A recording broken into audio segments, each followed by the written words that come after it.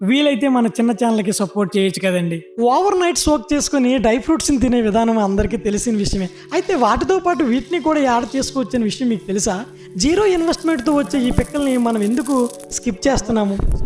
వీటి వల్ల ఉపయోగాలేంటో మీకు తెలుసా? అయితే ఈ బుల్లు వీడియోని చూడండి, మీకే అర్థమైపోతుంది.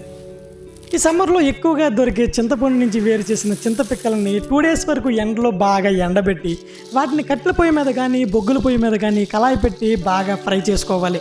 వాటిపైన ఉన్న పై లేయర్ మొత్తం బ్లాక్ కలర్ వరకు షేడ్ అయ్యే వరకు. ఆ తర్వాత వాటిని రోట్లో కానీ లేదా గుడ్డలో కానీ బాగా మలిచి కర్రతో కానీ కొడితే కనుక ఆ పై లేయర్ మొత్తం సెపరేట్ అయిపోతుంది. ఆ తెల్లగా ఉన్న పిక్కలను పట్టుకెళ్ళి ఓవర్ నైట్ మొత్తం మీరు వాటర్లో సోక్ చేస్తే కనుక అవి బాగా తినడానికి చాలా బాగుంటాయి అన్నమాట. ఒకవేళ చప్పగా ఉన్న ఫీలింగ్ ఎవరికైనా కలిగితే కనుక నైట్లోనే మీరు దాంట్లో కొంచెం సాల్ట్ కానీ యాడ్ చేసుకుంటే తినడానికి చాలా బాగుంటుంది. ఈ చింతపిక్కల వల్ల మనకి చాలా హెల్త్ యూజెస్ కూడా ఉన్నాయి, అవి కూడా చెప్తాను చూడండి ఒకసారి.